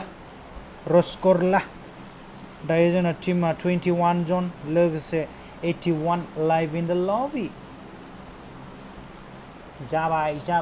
2 minute delay रायजोफोर नोंसोर मा एथ' टेनसन जायो दि नायनायफ्रा शेयार खालामना होदोल' जिखुनु Okay, so जोङो दा बारजुमनायाथ' बारजुमबाय गोबां टीमानो बारजुमखाबाय टीम नाम्बार 22 बारजुमबाय आरोना बड' टाइगार मोनाबो टीम नम्बर 13 बिथांमोनाबो बाज्रुमबाय बे समावहाय जोंना टीम नम्बर 19 जों खाथि हेल्पलेस बस मोनजों आरोना खाथि टीम बड' जनसन बिथांमोना खाथि दा नायनोसै सोर मा जायो जियो सोर जिया दा जोंना टीम खाथि दङ होनोब्ला गल माबिलाय बर' अजि बिथांमोनजोंहाय नय पापा नट अफासलै आलदा नाम फैयो प्लेयार्स फैयो जिखुनु लामायावनो फाइट जालाबायनो हासिगौ आरोना बिसिना ओंखारनायावनो गावजालायनाय सौलायलायनाय जानो हागौ दा गाहायावथ' थांबाय ओमफ्राय अमा राजामोनहा गोजौआवनो दङ आरोना दा बोरै खारगोन बिसोरलाय ओरैबादि गाज्रि सिटुएसन जाबाय दाना अमा अके दद्रेया होबाय बे समावहाय जों फाइटआ बबेयाव नुनो मोनगोनब्रा लागाव बाजै दद्रेया सासे होबाय शटगानजों बे समावहाय बाजै दद्रेया आदा जोहोलावखौ होबाय बाजै दद्रेया आदा जोहोलावबो होजाबायसिनबाय माथो आदा दावहारु जालि मानसि 16 जों 6 जों 11 जों ओरैबादि खाथि जालि मानसिया जिहां जागासिनो दं जालि जायो बे समावहाय 16 टीमनि 7 मिनिटआ फिनिश जाबाय खेबसेनो लबियाव गुड बाय टाटा बाय बाय गुड नाइट बे समाव जोंना दङ टीम मोनब्रै दंखायो बेवहाय खेबसेनो अके बाजै दद्रेया आदा जोहोलावखौ ओरैबादि डेमेज हरदों नाथाय जेबो जाथ'वासै बे समावहाय बाजै दद्रेया मोना सासे लावनानै दङ ओरै आदा बोलोगोरामोनाबो ओरैबादि मोजां सिटुएसनाव दङमोन नाथाय सानै लावनानै दं बिसोरनाबो ओरैबादि गाज्रि सिटुएसन जाना होबाय बे समाव जोङो लुथिनायखौ नुनो मोनगोन लुथिगासिनो दं ओरै सानै ओरैजाय साब्रै बिदि लुथिनानै दं आरोना दा जोंना टीम नम्बर 16निया हारसिं बेसेबां प्लेन माबा लुथिगासिनो दं नाथाय आदा दावहारुआ ओरैबादि दुद्रुदलायगासिनो बुथुमनाय माबा उन्दु आदा बोलोगोराजों माबाजोंहाय आदा दावहारुजों बाजै दद्रेखौ गावनो थाखाय बोलो होगासिनो आरोना नाथाय दासिमबो गावनो हाथ'वाखै बाजै दद्रेया ओरैबादि टपआव फैबाय ओरैबादि टप अख्रां नांहां जोमै नांहां फैबाय आरोना नाथाय दासिमबो मा होनो गावलायनायखौ जों नुनो मोनथ'वाखै बे समावहाय हिलिं दुलिंथ' खालामबोदों बेन्डेज लालाबायदों ओमफ्राय जों नायनो हागोन टीम नाम्बार 11आबो खाथियावनो दङ ओमफ्राय लोगोसे जोङो लिंगामोनखौ नायनोसैलाय लिंगा एनएफ हुलुलुलुआ जनसनखौ गावबाय अबेयाव गावखो हेल्पलेस बस अ माय गड हेल्पलेस बसआबो गावजाबाय नायनोसै लेथाल केम्पार एनएफ कम्पु नायनोसै सोर जियो टीम बड' प्लेन बे समावहाय लेथाल मोनाबो लेथालना साथामल' दङ एनएफ कपिया जनसनखौ डेड बे समाव हेल्पलेस बसआबो लेथालजों जिबाय मोनथाम ओमफ्राय एनएफनिया रटेसन खालामजोब्बाय एनएफ मेक्स लेथालखौ होबाय सासे लेथाल नयनखौ लेथाल केम्पारल'सै दायो ओरैबादि मोजां एडभान्टेज लेथालनि थाखाय माबानि थाखाय एनएफनि थाखाय एनएफ हुलुलुलुखौ नायनोसै एनएफ मेक्सआ नाथाय बे समावहाय टीम 22निया एनएफ हुलुलुलुखौ गावहरनायनि चान्स लागासिनो दं बे समाव लेथालनिया सासेल'सै गुड बाय टाटा बाय बाय जानोसै नाथाय भेरि ल' एनएफ कम्बिया लेथाल प्लासखौ कमप्लिटेड जालांजोब्बाय बे समाव एनएफ भार्सेस टीम बड' नाथाय टीम बड'निया सानैल'सै जनसनजों माबाजों थैलांबाय डेडि बल्टेनो ओमफ्राय टीम बड' प्लेन ना मा नामथाय बेना टीम बड' नाफामनोलै दासो फरायदां साला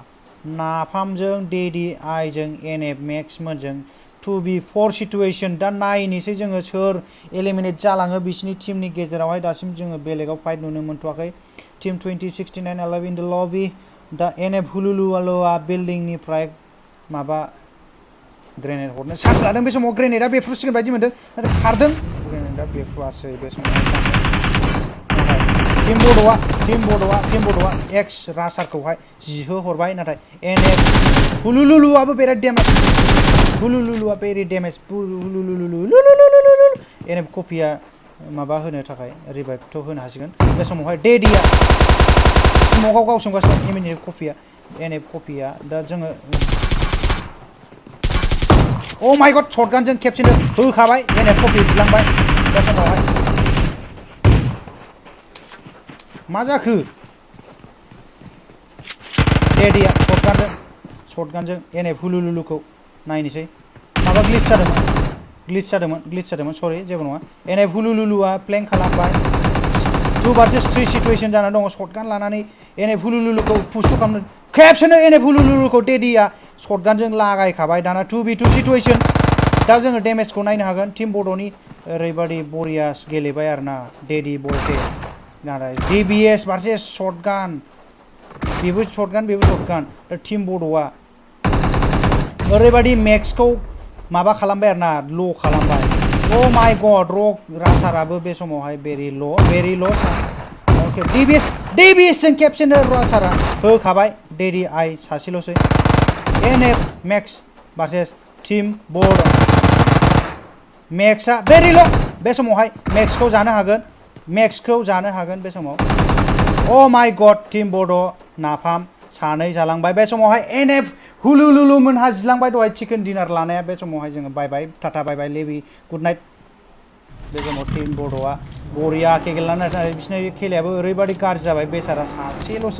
सासेल'जों बेसेबां बासायनो हायो जों फ्रम बड'लेण्डखौ डाउट जादोंमोन फ्रम बड'लेण्डखौ नायगोन बिथांनियाव जोङो पिअ'भिबो बिखाबाय टेनसन गैया पिअ'भिखौ हरखागोन बिथाङा आंथ' मोजां गावदों बायदि मोनदों ओमफ्राय बिनि एकाउन्टखौ नायनानैसो एसे डाउट जादोंमोन आं जिखुनु जेबो नङा उल्टी बाल्टिया होबाय सोरखौबा अबाय होखो नैबाय जिलायलायबाय बड' टाइगारा जिबाय उल्टी बाल्टिया होदों आरोना बड' टाइगारखौ गावहरदों बे समावहाय जोङो रिभाइभथ' होनो हागोन मोजाङैनो मोजां जायगायावनो दङ बड' दिप बिथांमोनखौ स्पट जानानै दं सानै ओरै सानै बेंनानै दं आरोना ओरै सानै ओमफ्राय जोङो माबायदि गावनो हायो नायनोसै ओमफ्राय सासे गोजौआव गाखोबावदों प्लेनिं खालामदों बे समावहाय जोङो हिल्सआबो गावहरनो थाखाय ट्राइ खालामगासिनो दङ नाथाय रिभाइभथ' जागोन बरिया कभार जायगायावनो दङ जेबो जानाय नङा स' बिसिनि थाखाय जेबो खाट्रा जों नुथ'वाखै मा होनो ओमफ्राय जों बेलेग जायगायाव नुनो मोनगोन सेन्ट मार्टिनावहाय जोङो गावलायहागासिनो दं बाजै दद्राया समावहाय हुकुन आली भाईजान क्यों मार गया तू भाई साहब लबी bye good night tata bye okay बाजै दद्राया मोना जिलांजोब्बाय हुकान आली सलाम आलैकुम भाईजान बिथाङा जिलांबाय बे समावहाय आरोबाव टीम 11 नि सासेया जमगासिनो दं ओमफ्राय सासेल' नङा साब्रै 4v3 सिचुएशन जानानै दङ सरि 4v2 सिचुएशन बे समाव आदा ब्रावहारुआ खेबसेनो जिखाबाय आदाया मारै बोलोगोराया मारै लुथिनायाव बिजि थाबाय थाखो गावहरफायासै खाबारखासै लुथिनायावसो बेस्थ' बेहा आयु बुब्स निपोलनोलै नामा गलालै बेना 18+ जाबायलै खिन्थु स्ट्रिमा होनखायो गाज्रि मोननाङा आदा बोरै जइन जाना लानांगौ बै नाम्बारावहाय आं पिन खालामदों कमेन्ट बे नाम्बारावहाय कल खालामदो कल नङा दा गेलेगासिनो दं मानसिया वाट्सएपआव मेसेज हरनानै दोन होमबानो खिथागोन माबोरै गेलेयो मारै मायो फैसा नांगौ फैसा होबासो गेलेनो मोनो 80 थाखा ओमफ्राय देरहाबा 700 थाखा ना बेसेबांबा मोनो जायखिया प्राइस फुला 1300 आरोना दिनैना खिन्थु खममोन ओमफ्राय आदा बोलोगोराया हारसिं जानानै दं बिसोर साब्रै आदा बोलोगोरा भार्सेस 4 सिचुएशन जानानै दङ दा सुगार दिनोलै नै सुगार दिदिया भेरि डेमेज बड' एयारटेल अफि जों गावलायनो टीम नाम्बार 14 निया सर्ट सोदों टीम 21 नि एयारटेल अफिखौ नाथाय राइटआवसो मानसि दङ आदा बोलोगोराया जिमारबाय फाइनालि टीम 11 निया आदा बोलोगोराखौ जिहोबाय बे समाव उरु डेडियाबो सोरखौबा नक होबाय आरोना सोरखौ होखो नायसै बे समाव बाजै माबेलाय स्नेक ना एसएनि ओके भेरि क्लोज गारि बेरनानै बेसाराया जिबाय नाथाय गावबो जिहो हरजाबाय बर' एयारटेल अफिजों ओरैबादि गोजाननिफ्राय थेब गावनानै बे समावहाय जोङो खाबारावथ' नुनो हागोन नाथाय मानो फासयबावखो बियो फासयालासिनो बेयावनो थायोमोनबा बासायगौमोन बे बुरबका ओमफ्राय आंना मा ग्लिच जाबाय थादों बोखोजाया घन्टाखौ केस दा जोंबा मबाइलखौनो दिखुगोन आङो बाजै एसएनियाबो नक जानानै दङ बे समावहाय जोंना एयारटेल अफिया भेरि गोजानाव दं आरोना भेरि गोजानाव दा जों बासायनो हानाय हायखौ नायनोसै दा फ्रम बड'लेण्डआथ' नै होसोगासिनो दं फ्रम बड'लेण्डखौ नायनोसै दाना अके बासै गावनो हाया माथो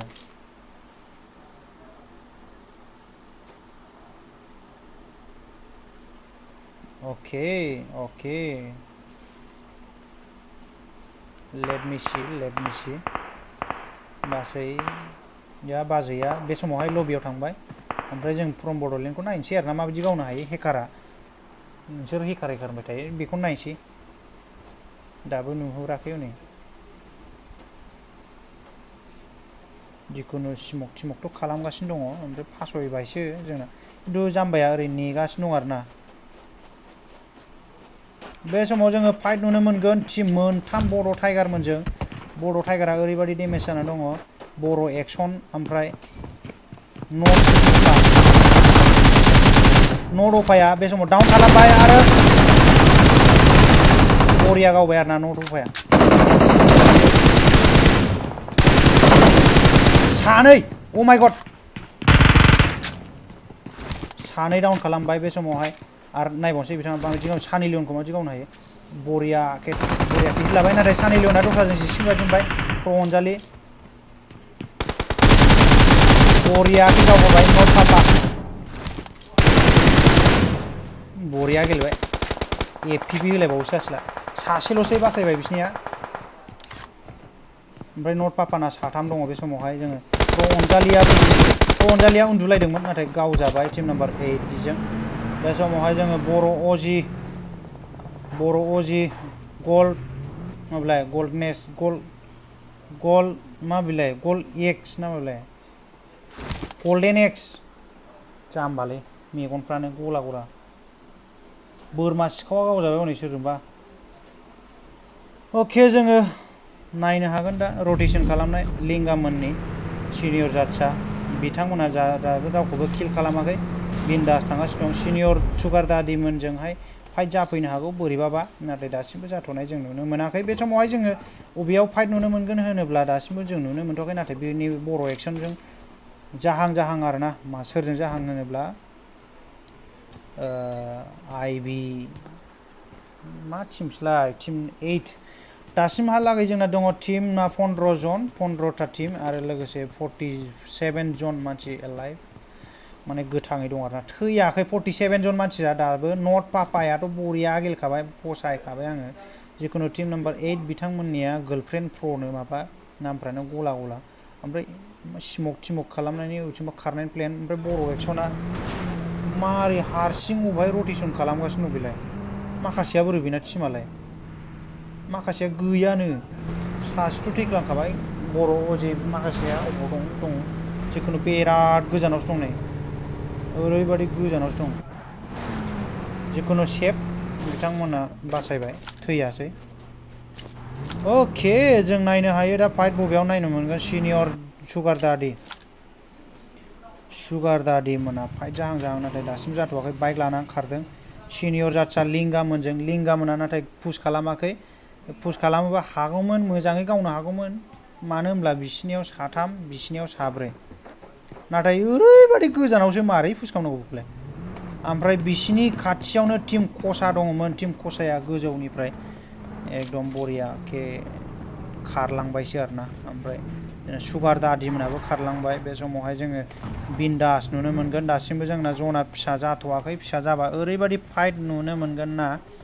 ओमफ्राय नैबेहाय गड बसुमतारी बागि लानानै गावजाबायानो सोरजों गावजाखो रानुमोन माबायलाय रनुजों गावजाहरबाय आइ लाभ इउआ खेब गावनानै खेबसेनो रनुआ आइ लाभ इउआसो होहरबाय रनुआ फिनिश खालामबाय लिंगाया टिम कचाखौ गावबाय हनै नायनोसै दाना लिंगामनि फाइट वेर इज रनु मोनजोंबो फाइट जागासिनो दं बर' बिर DI माफिया बे समावहाय जों नायनो मोनगोन बबेयाव नट पापाखौ नायनोसै जोङो नट पापाया टेप गावनानै सिनियर जाथसाया ग्रेनेड होबाय सोरखौबा बड' गब्लिना नक जाबाय बे समावहाय बड' गब्लिना कचानि सासेल'सै एनिभार्सआ गोजाननिफ्राय काभार हरगासिनो दं टिम कचा नाथाय सिनियर जाथ्रायाबो खेबसेनो सासेखौ नक खालामबाय बे समाव जों गोजाननिफ्राय शट्स नुनो मोनगोन गोजाननिफ्राय शट्स फैबाय थानाय नुनो मोनगोन बे समाव लिंगाया DBS लादों DBS जों हिल आपथ' खालामबाय बड' गब्लिना बासायसिगोन नाथाय सिनियर इउनिभार्सआ खेबसेनो डेड जाजाबाय बे समाव जोङो माखासेखौ काभार नुनो मोनो सुगार दादिमोना गावहरदों इउनिभार्सखौ गावहरबाय गावथारबाय सुरियाया गावथारबाय आरोना बे समाव सुगार दादिनि टिमानो इउनिभार्सखौ जाहरबाय इउनिभार्सआ टाटा बाय गुड नाइट बेनि खाथियाव दं जोंहा फ्रम बड'लेण्डआ मा गावासै हेकारालाय DI माफिया गुड बसुमतारी दा फ्रम बड'लेण्डआ नेगासिनोसो दं आरोना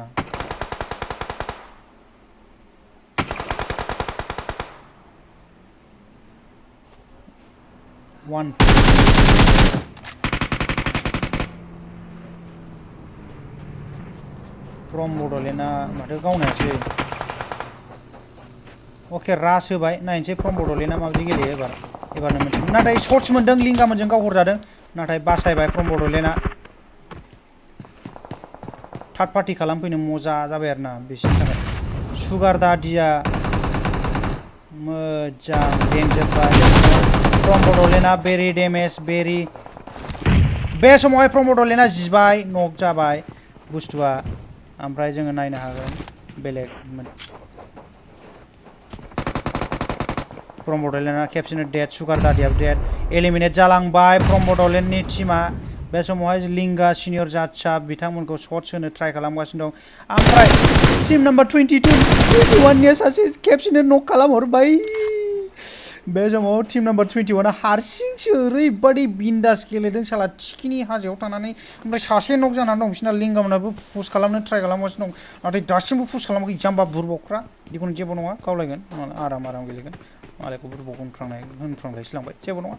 स' जोङो नायनो हागोन बड' गब्लिंनाबो आरामसे दं आरोना लिंगाया ओमफ्राय सोरां नार्जारि जिबाय औवा गेजेराव ओरैबादि फाइट जालायगासिनो दं आरोना ओरैबादि माने फाइटथ' बुंजाला खारलायगासिनोसो मानो होनब्ला बेवहाय ओरैबादि जना फिसा जाफैबाय बरियाके जाफैबाय आरोना ओमफ्राय फाइटआथ' जालायगासिनो गोगोमनो बेवहाय जिखुनु सोरजों अबहाय मारै गावजायो नायनोसै टिम बड'निया हारसिं बासायनानै दङ बेवहाय साब्रै जानानै दङ टिम बड' टिमा अके टिम बड' रिटायार बिथांमोननि टिमा रिटायार बोराय पार्टिनो माने सिगां दानि टिम बड' गेलेयाखै ओमफ्राय टिम बड' रिटायारखौ पुश होनो ट्राइ खालामसिगोन बायदि मोनबाय आङो नाथाय गावसोरसो गावजायो ना गाव एलिमिनेट जालाङो नायनोसै टिम बड'आ माबायदि गावहरो नायनोसै लिंगाया सासे गावहरलायबाय सोरखौबा थेब गावगासिनो बड' गब्लिंआ सिनियर जाथियाबो गावहरबाय सानै नक जानानै दं बिसोरनिया सानै नक जानानै दं बे समावहाय सासेल' नक जानानै दङ सानै नङा अके रिभाइभथ' होनो हासिगोन रिभाइभथ' होबाय मानो होनब्ला बिथांमोना न'आवसो दं नालाय दायो जोङो नायनो हागोन सिनियर जाथिया साथाम लिंगा सानै बड' गब्लिं 0 इउनिभार्स 0 दायो जोङो सिनियर जाथिया बरियाके गेलेबाय आरोना अके पुश खालामो ना खालामा नायनोसै ना रटेसनाव होसोनो ट्राइ खालामो नायनोसै दा लिंगायाबो गारि गाखोबाय क्रिएट लुथिनायनि प्लेनिं खालामदों उन्दुनानै मजाके बे समावहाय जोङो फाइट बबेयाव नुनो मोनगोन होनोब्ला नैबाव जाहां नाथाय जाथ'नाय बायदि नुवाखै जागोन ना मागोन बेखौथ' मिथिला F4CC RZYN बेबि जुम साब्रै दङ बिथांमोननिया दासिम टिम नाम्बार 17आ पुश खालामनो ट्राइ खालामदों बिथांमोनखौ जायगाखौथ'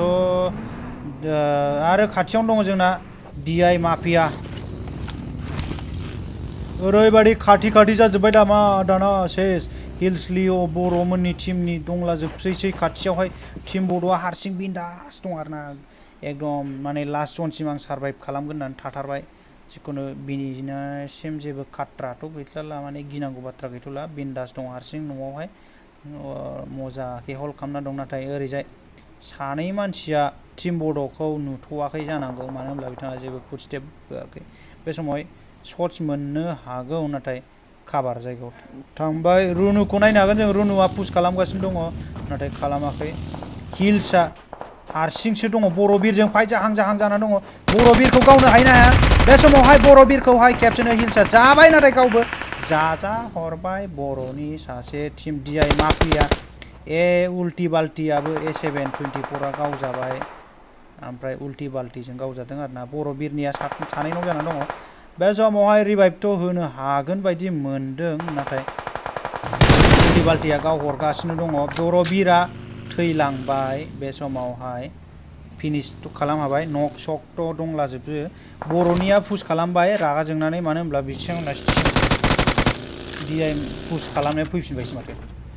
खुगा लस जालायबायना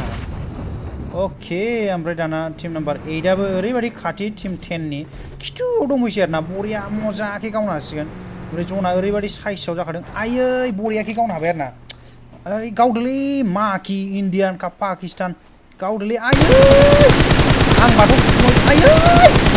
मारै जाखो खोख्लैनायासै आं लाजिबायलै मारै गावखो अके नक मानो होनब्ला बिराद डेमेज खामोन ओमफ्राय दस्राजोंसो किल जाजासिगोन बायदि नट पापाजों होजाबाय नट पापा वेर इज उल्टी बाल्टीया होहरलायबाय रुनुखौ बे समावहाय रुनुआबो खेबसेनो फिनिश जासिगोन बायदि मोनबाय ओके जों दा ओरैबायदि फाइट नुनो मोनसिगोन मानो होनब्ला क्लसनिफ्राय क्लस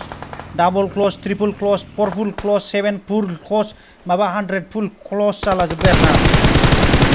बरियाके गावबाय बड' नाइट अलखौ ओके नट पापाया बे समावहाय नक जाबाय खेबसेनो BODO नाइट अल फेसाजों गावजाहरबाय फेसाजों गर्लफ्रेन्डआबो नक जाबाय बे समावहाय फेसाखौ नायनोसै फेसाया बरियाके गावहरबाय मजाके गावहरबाय UMP 45 जों 0 किल लानानै दं बिथांमोना पुश खालामबाय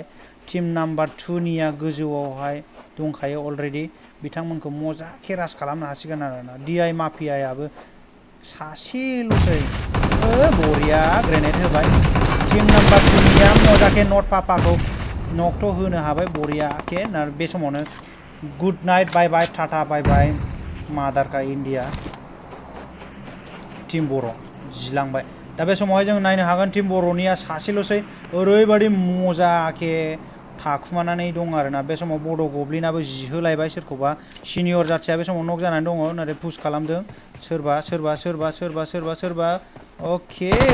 बे समाव सिनियर जाथियाखौ फिनिश खालामसिगोन बिसिनिया सासेल'सै मारै जाखो लिंगाया गावहरासै मानो बे समाव लिंगाखौ डिभिएस डेमेजथ' होनो सानै नक जानानै दं बे सासेल' जुरि ओमफ्राय लिंगा 1v1 सिटुएसन जानानै दङ बेरिल' सानैबोल' बे समाव लिंगाया जिबाय आं लाजिबाय लिंगा सेस लिंगा लाजिबाय आं जेनबाय माने जिबाय आरोना ओमफ्राय बिसिनाबो मारै जाखो आयु किलान किल बिसिना आयु नायनोसै जेबो नङा बे समावहाय जों नायनो हागोन बरियाके टीम बड'आ बिन्दास ओरैबायदि बिन्दास आरोना बरियाके मजाके जायगायाव थाना दं आरोना बे समावनो जोंना नायनो हागोन टीम नाम्बार 17 जों DI माफियाजों एसे जालायसिगोन बायदि मोनबाय आङो नारसोमलायनाय जासिगोन नै टीम नाम्बार 2 आरो टीम नाम्बार 10 बे समाव टीम नाम्बार 17 ओरैबायदि खाथि नाथाय DI माफिया हारसिं गेजेराव थाखुमानानै दं आरोना ओरैबायदि बिन्दासनो रावबो पात्ता गैया बिथांखौ ओमफ्राय उल्टी बाल्टीजों माबेलाय साइ बिटेन ना माबालै जायखिया आरोना जि हक दा रावबोथ' पुश खालामाखै ओमफ्राय टीम बड'आ मारै जाखो बिन्दास नाइट अलखौ गावहरदों ग्लिच सोदै मारै गावखो दरा फांनाय ना मानाय आं बुजियासै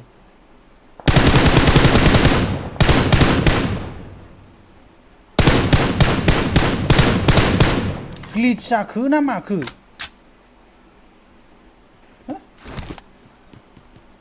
एखमबा ग्लिचबो जायोना बुस्थुआ ओंखायनो वालजोंनो गावलाबायनाय नुयो एखमबा ओमफ्राय बेखौ बुजियासै आं दर फांनायखौ दराथ' फांनायसो ओमफ्राय एथ' मोजां प्लेयार ना बे नाफामा जिखुनु पिअभिथ' दंखायो बिथांनियाव आं दा बिहरगोन र' जेबो नङा स' let's see what will happen team बड'आ हारसिंल'सै बिथाङा मोजां प्लेयार आं मिथिखागौ बिथांखौ हो टिम 2नियाबो मजाके दङ दा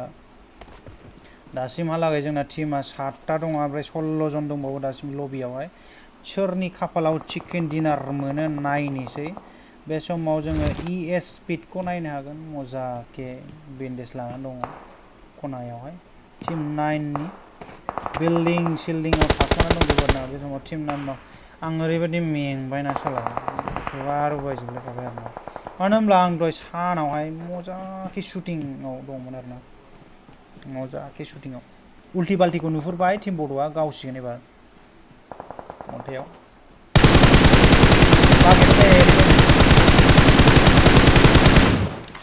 आयै थैयासै माथो नोंथां जिसो न'नै नक जाबाय ओइ फिनिश जाबाय मजाके गावहरबाय बे समाव डेमेजथ' हरदोंमोन नाथाय बासायबाय आरोना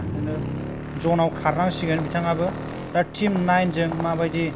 हायो नायनोसै टिम 9जों फैनो ट्राइ खालामगासिनो दं नाथाय बेंजोबनानै दं नाथाय बेबो फैया ओमफ्राय DI माफियायाबो हारसिं आरोना आउट अफ जनावसो ओरैबायदि हिल बेटेल खालामगासिनो दं दाबो जनाव थाङा मानो होनब्ला बागियानो जिनानै दंजोबो बेना जनावनो लावसिन नामा बेलाय मानो होनब्ला बेनि सिगाङावनो मोनसे टिम दङ ओमफ्राय हिल बेटेल खालामगासिनो दं आसला सेस लागाव बरिया होबाय आसला आउट अफ जनाव ओरैबायदि मजा गेलेबाय आरोना ओमफ्राय हिल बेटेल लागासिनो दं आसला हिल बेटेल हिल लाबावनांसिगोन मजा DI माफिया बरिया आसोल नोंथां नों थैसिगोन गाज्रि मोननांला अके बाय बाय गुड नाइट टाटा बाय बाय सब समाव जों नायनो हागोन टिम नाम्बार 19 आरो टिम 9 जालायगासिनो दङ ओमफ्राय टिम 21आ हारसिङै ओरैबायदि बरियाके बागि लानानै रटेसन खालामनानै टिम नाम्बार 17खौ गावसिनो थाखाय बोलो होगासिनो दं बेजों लोगोसे जोंहा टिम नाम्बार 22नि सासेल' शट्सथ' मोनबाय नाथाय जेबो जायाखै गारियाथ' किल माबायाथ' नाङासै ओमफ्राय ओरैबो एनिमि जोब आरोना ओमफ्राय मजाके स्मक बानायबाय बे समावहाय जों नायनो हागोन बबेयाव फाइट जादों होनब्ला टिमा मोनबा दंबावो जोंना मोनबा मोनसे मोननै मोनथाम मोनब्रै मोनसे टिमा बबेयाव दङ होनब्ला टिम बड'नि खिथु उनाव दङ मा गावजाफैसिगोन नामा बेलाय दा मजाके ग्रेनेड होबाय ओमफ्राय नुथ'वाखै टिम बड'खौ साब्रै मजाके बरियानो पुश खालामनो ट्राइ खालामदों ओमफ्राय बे समावहाय मोनथिखाबाय ESP स्पिडआबो मजाके ग्रेनेड होबाय आरोना ओमफ्राय टिम नाम्बार 21नियाबो हारसिङैनो मजाके गावहरनो सानजादों A4CC बेरिल' आयौ बरिया गावबाय एयारटेल अफिया है खिथुजों लागायाव जाबाय जाम्बाया सेस बरबाद काहानि खतम दा बे समावहाय नक जानानै दङ A4CCआ ओरैबायदि डेमेजखा ल'खा सेस बरबाद लुट गया आमी जिंदगी बरबाद बे समावहाय टिम बड'खौ नुहरबाय स्पट जाबाय बेडस WEG6 ना माबा जायखिजाया आरोना जिहनु हक जोंना दङ बेवहाय मोनथाम टिम दंबावो मोनथाम टिमावहाय टिम बड'निया ओरैबायदि मजाके गेलेखाबाय हारसिङैनो स्मक खालाम ग्रेनेड होलायगासिनो आरोना बे समाव जोङो 17 टिमखौबो नुनो हागोन ओमफ्राय ओरैजाय स्मक खालामगासिनो ओरै फैगासिनो मानसिया नकथ' खालाम हाबाय बरियाके बेलेगासो खालामदों ग्रेनेड कुक खालामदोंमोन बे समावहाय बरियाके टिम नाम्बार 17नियाबो मजाके दं आरोना ओमफ्राय स्मकआ बबेयाव ओमफ्राय 22 ना मानसिया बबेयावबा आसोला बरिया थगाय गेलेखाबाय आरोना स्मकआव हाबबाय बे समावहाय जों नायनो हागोन टिम नाम्बार 17नि सानै टिम नाम्बार 22नि सासे आरोबाव लोगोसे जों नायनो हागोन मा टिम नाम्बार 9नि साथाम दा साथामनि थाखाय एडभान्टेज जानानै दं सोर बांसिन गावनो हायो सोर जिहोलायनो हायो नायनोसै सोरनि खाफालाव चिकेन डिनार दङ नायनोसै क्या बोलते पाब्लिक स' टिम बड'आ हारसिङै मजाके दं आरोना बरियाके एकदम ग्रेनेड खुबैबाबो नाङा बेनाव ओरैबायदि थगाय नाथाय डेमेज जादों जाया नङा नाथाय जेबो जायाखै ओमफ्राय टीम नम्बर 17 आबो दाबो फाइट लायाखै मजाके गासिबो जननि जिङावनो दंजोबो टीम बड'आबो जनावनो दङ हिलापथ' जाजोबबाय स्मकखौथ' होजोबबाय सेस दाना स्मक गैला एबार साथामजों माबायदि गावलायनो हायो नायनोसै नाथाय ओरैबो शट्स मोनफैनो हागौ टीम 17 जों ग्रेनेडथ' हरबाय एबार आयै इसेयावनो नै दाना टीम 17 नि फैबाय सानै फैखाबाय खेबसे सेस बे समाव टीम बड'आ जिलांबाय दाना टीम 9 भार्सेस 17 टीम 17 निया सासे जिहो हरनो हाबाय 2v2 कन्डिशन दा सिटुएशना ओरैबायदि डेन्जार जाना दङ ES स्पिड ओरैबायदि 1v1 जाना दं आरोना ओरै सानै नाथाय रिभाइभथ' होसिगोन नाथाय ग्रेनेडा खर'आव बेफ्रुफैबायबा जिगौमोन नाथाय दासिमबो जियाखै ला ला ला ला ला ES स्पिडा जिनोसैमोन एसेयावनोथाय नाथाय जेबो जायासै स' रिभाइभथ' जाबाय 3v2 सिटुएशन जाना होफिनबाय मोजाङै हिलबो लानो हाबाय ओमफ्राय 17 नि सानैबो ओरैबायदि जमा दङ ग्रेनेड मोनसे जायगायाव फैबाथाय सानैबो खेबसेनो डेड गुड बाय टाटा बाय बाय गुड नाइट ग्रेनेड कुक खालामदों दा कुक खालामनायाव बेरोना बेरा 17 versus 9 सोर देरहागोन कमेन्ट करो गाइस लोग कमेन्ट 17 or 9 17 or 9 17 or 9 दा आउट अफ जोनाव दङ 17 निया सेस बरबाद 9 नि थाखाय बरिया एडभान्टेज आरोना बिसोर दहायनो जोन लानांगौमोन नाथाय हानाय नंला sorry bye bye tata good night team number 17 हानाय नंला हाजा किल लाबाबो हाला नाथाय बरिया गेलेदोंमोन टीम 17 आबो जोनावनो सासे गावबावबायसोमोन मजा के गावबाय लागावा विनार चिकेन डिनार एबारनि मेट्सआव स' नायनोसै सोरनि खाफालाव सोर मा जायो सोर देरहायो मानो होनब्ला खेलाया पइन्टनिसो नालाय माने जायनि पइन्टआ बांसिन बेसो देरहायो आरोना चिकेन डिनार लानानैबाबो देरहाया मानसिफोरा स' सोरनि पइन्टआ बांसिन बेनो देरहागोन दहायथ' NF निया बिराद बुरजा पइन्ट थांदों एबार सोरनिया किला बुरजा होनोब्ला सोरनिया एबार किला बारा बुरजा गैया गैनाया नैबे निया बुरजा टीम 8 माबा 8 रेंकआव थांनाया नायनोसै सोर देरहायो खाफाला सोरना मन में लड्डू फुटता है देखना पड़ेगा चलो अभी गेमाथ' जोब्बाय जोंना जाय बिथांमोनना स्ट्रिमखौ नायदों जोबोर साबायखर गोसो गोरबोनिफ्राय ओमफ्राय आं कमेन्टखौ फरायस्लाबजोबनो हायासै बिनि थाखाय गाज्रि मोननो नांला आं फरायनोसै एबार स्टार्ट होदो आदा स्टार्ट होदो 2 मिनिट लेट जायो नालाय बिनि थाखायनो एसे लेट जाबाय ओमफ्राय जोबोर साबायखर 110 ता लाइक होनायनि थाखाय ओमफ्राय सोरबा होआखैब्ला होनानै थांदो अननानै औ ओमफ्राय प्रसन्जित सोर देरहागोन आदा लिंगामोन बबे टीमजों गेलेदों आदा लिंगामोनना अलवेज टीम BDL जों गेलेयो आरोना एसे गावलाबायनानै जिलांबाय बिसोरबो फ्रम बड'लेण्ड नग्रास सोलिया मिरामाराव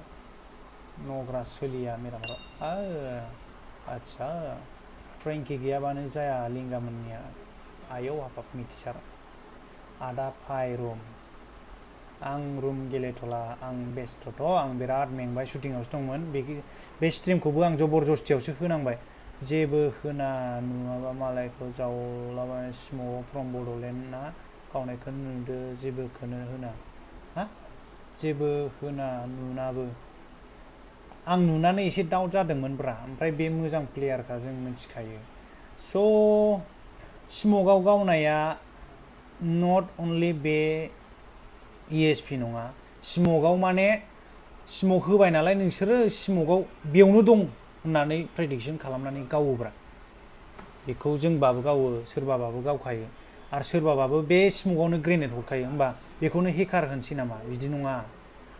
नङा नोंथां बिदि होननो हामा मोजां गावदों बिथाङा 4KD नि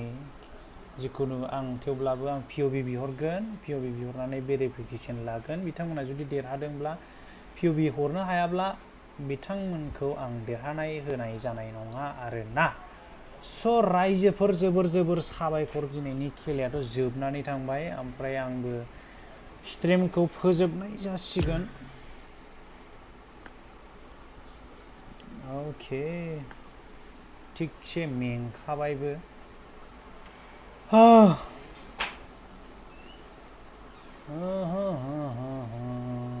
17-9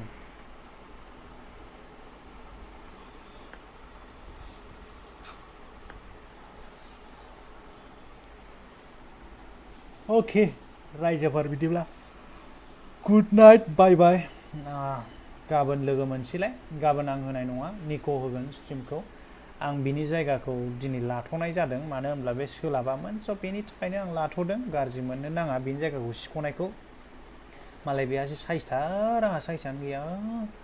ओमफ्राय गाज्रि मोननो नाङा आरोना सिख'नायखौ सेंग्राफ्रा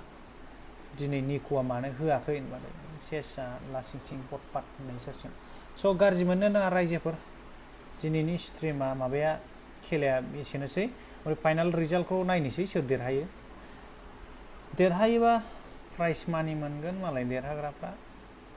बिदिब्ला बाय बाय गुड नाइट गाइस लक आं 2 मिनिट ओरैनो स्ट्रिमखौ दोनथ'नोसै नोंथांमोना थांलायदो आरो ओमफ्राय लाइक खालामना गालांदो अननानै लाइक खालामला बायनानै गालांदो आरोना गासिबो बाय बाय